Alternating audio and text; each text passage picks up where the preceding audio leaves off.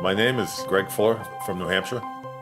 Pre-diagnosis, I was probably pretty quick compared to most PH people. It was 2.5 years or so before I was officially diagnosed. I was swimming one day and I couldn't breathe. And I had to stop and say, what the heck's going on here? So being like most men and a little heavier than I was and in my mid-50s, I thought heart attack and said, I don't want to go see a doctor. So I didn't. Mistake number one.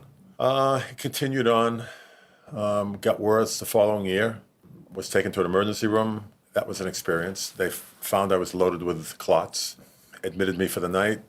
I wanted to go home. They said, you have to be on blood thinners and follow up with your regular doctor. So that was it for basically another year. And then I couldn't climb up 3 stairs, and I was completely out of breath. My 2 sons, about 30, said, Dad, we don't want to lose you. You've got to take care of something. So I saw my regular doctor.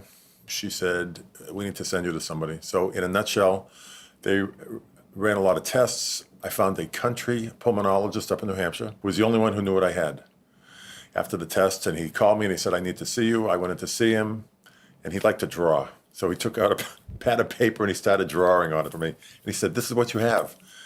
And I looked at him, I said, can you fix me? And he said, no, but I know somebody who can. That was September, October of 12. And then I had my surgery January 17th of 2013.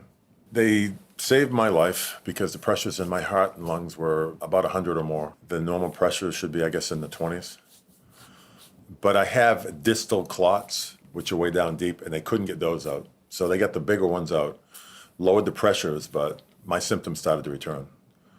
So I went back. They put me on some meds, didn't help. Changed my medication, didn't help.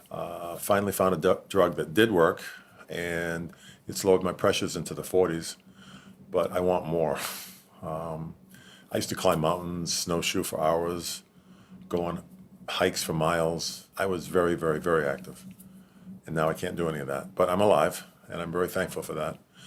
So I'm on another medication, which I just started 4 weeks ago, titrating on that. Hopefully it's going to help. If it doesn't, then there's my, I guess, last chance thing now is balloon angioplasty, which they go into the lungs way down deep. And it's like what they do to your heart, I guess. They go way down in the lungs, and they push all the stuff out of the way. I've been in contact with a woman on a Facebook page who had the procedure done, and it's helped her quite a bit. So I talked to my doctor about it. He said, we'll see how you do on the medication, and if you don't do as well as you want, then we'll talk about the surgery. So I'm psyched. I want to climb Mount Washington. That's my goal.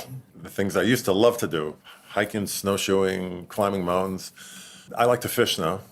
I bought a boat this year. I'm going to be 60, and I said, if I don't buy a boat this year, I'm never going to do it. So I bought a boat, and I'm fishing quite often. I can still work in my yard, but instead of doing things, bowling rocks and things, I bought a tractor. So, it's a whole lot easier now. So I still work outside my yard. I have a garden. I can walk as long as there's not big hills. Hills are not my friend. I just like being active. It's a fairly rare disease, I guess, for men. Men don't like to go see doctors. We can be stubborn, and I was stubborn. And if it wasn't for my kids, I might have been dead. So I try to let men know that if you don't feel well, go see a doctor. It's probably not in your head, and it isn't going to go away, or it may not go away. So I try to be an advocate for that. I try to help people make decisions if they should have the surgery or not. My pulmonologist his office has asked me a couple times to talk to people who aren't quite sure if they're going to have the surgery or not. And I've spent quite a bit of time on the phone with people, and they'll explain the situation, and they say, well, should I have the surgery? And I say, well, I can't answer that for you. But I can tell you, if I was in your position, here's what I would do. And one guy had the surgery, and he called me back, and he said that was the best thing that I ever could have done. That was really good. I want to help people. I'm kind of strange in a way that I didn't know anything about the surgery that I was going to have, and I didn't want to know. They wanted to give me all this information, and I just didn't want to know. I just wanted to be fixed. I thought I was going to do all this stuff after the surgery, and it didn't happen. So if people want to know, I'll tell them exactly what happened. I'm just a straight up front kind of person. And if I can help somebody, then I want to do that. That's what I try to do. If someone tells me I can't do something, then I'm the kind where I'm going to prove that I can do it. After my surgery, because of the distal clots, my kids were told, your dad got dealt a bad hand in the card game of life. And my kids said, you don't know our dad. So, I kind of want to prove them right too.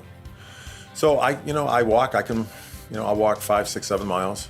And as long as there's no big hills, I'm fine.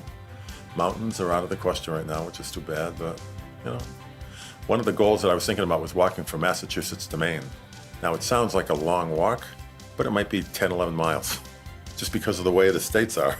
So I was thinking about doing that because it's fairly flat, just to give myself another goal, because the goals that I had before, right now I physically can't do. So I've adjusted them downwards. They're a little bit different now. So that's what I'm going to try to do.